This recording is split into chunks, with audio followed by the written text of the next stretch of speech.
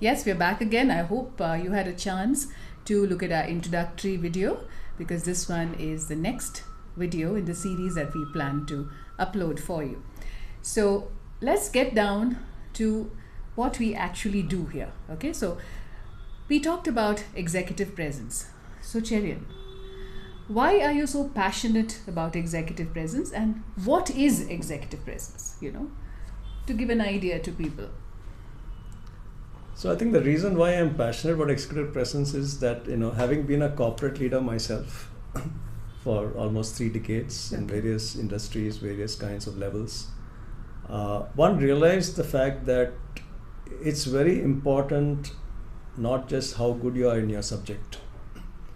A lot of people are very good subject matter experts. It could be in any domain. It could be the IT domain, manufacturing domain, healthcare domain, education domain, whatever, right?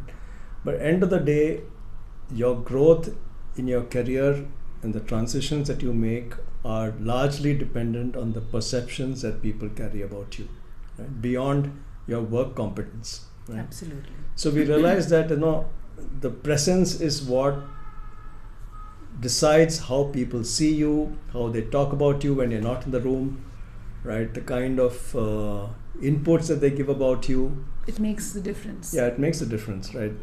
So it's in a way partly linked to personal branding. They say your personal brand is what people say about you when you're not in the room. Okay. Right? Yes. That's really what people think about you, not what they tell you on the face. Yes. Right?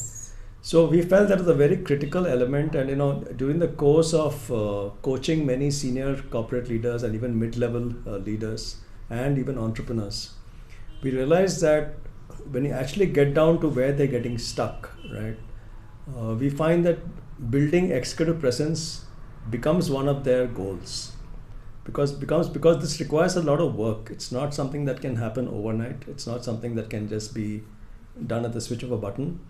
It requires the person to be aware of where they are losing out, why they're losing out, what could be the things that they could be doing differently, how could they change perceptions of the senior people around them, how could that make a difference to their careers or their career growth. So it's like a skill that has to be worked on. It's not skill. Something that just happens, but it's something that you literally work on, polish, you hone those skills. Okay. That's why I'm so passionate about executive presence, because I've seen the impact of working on this on those leaders, right? Many of them who are missing out on their promotions, when they started actually working on this and talking to their stakeholders and stakeholder management in a much better way.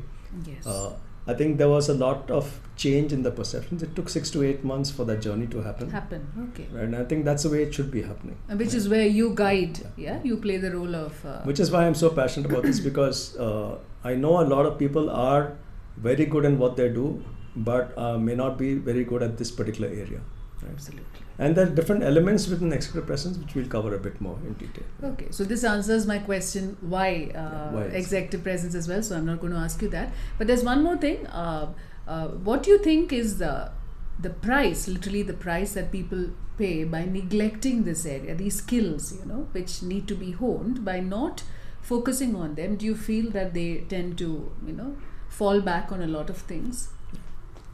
I've seen this in corporate, at least. I mean, particularly a couple of the people that I've coached who were missing out on their promotions, like I mentioned, they were missing out on their promotions, and they felt the problem was not with them. They felt the problem was with their bosses. Okay. Right? They felt that bosses, they felt the bosses did not like them. That's why they were not getting promoted, or somebody was not too sure about this person's competency, so they were not getting promoted. And when we are actually able to talk to those 7 or 8 stakeholders to whom these people were reporting, or they were working with directly or indirectly, cross-functionally, etc., we were able to pick up finer nuances of where these people were losing out. Right? It was not just about performance. It's not just about numbers. It's not just about delivery. It's about how do you respect your stakeholders? How do they respect you? Yes. How do they see you as a professional? How do they see you as a person, right? Yes. And it's that whole thing about perception, and the people who don't make the effort to create those right perceptions, right? They end up losing out in their career, and then they blame the system, they blame the organization, they blame the leaders. They never look at the mirror. Right? They never look at the mirror. That's so true. So I think the loss is more in terms of If you're in a corporate environment, it could be in terms of your career growth.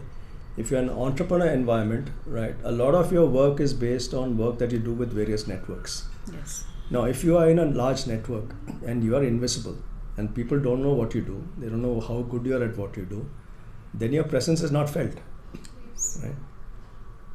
So one of the things in fact, I have a video on executive presence, a full 8-minute video on executive presence. One of the things I talk about there, executive presence is when your absence is felt more than your presence.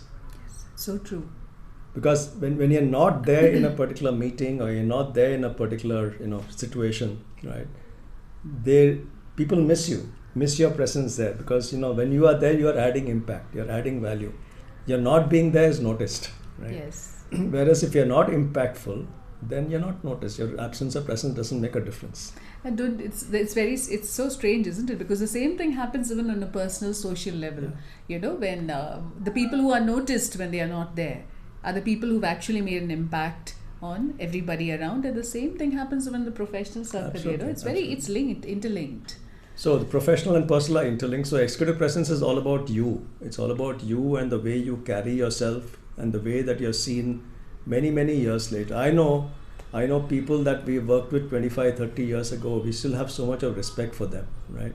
And during coaching, I asked many of my leaders in terms of over the last 15, 20 years that you worked, who are those 1 or 2 people who really stand out for you, right? And some names come up. And 1 or 2 names come up. And I asked, so what do you think they were doing differently? And they talk about humility. They talk about the way they, respected people even with their junior. How approachable they are. How approachable they were. How they were looking at adding value.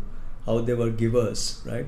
They were also high performers, and they also had high pressure jobs that they were handling. But to be remembered 20 years later, 30 years later, something. Fondly, yes. Right? Fondly. Yeah, fondly, I think is about executive presence. Yes, absolutely. So I would not get more into this, but what I'm saying that if you want to get to know more about executive presence, there is a full 8-minute video on that. We'll be sharing the link. Yeah, we will. That will also be part of our video series. Yes. So that will give you a lot more details about gravitas, about communication, about appearance, and the various elements, and how important each one of them is. Right. So you can just look at this like a teaser. Yeah. Yes, there's more to come. Yeah. Yeah. Thank you, Cherian. Thank you. We'll be back with more. Thank you.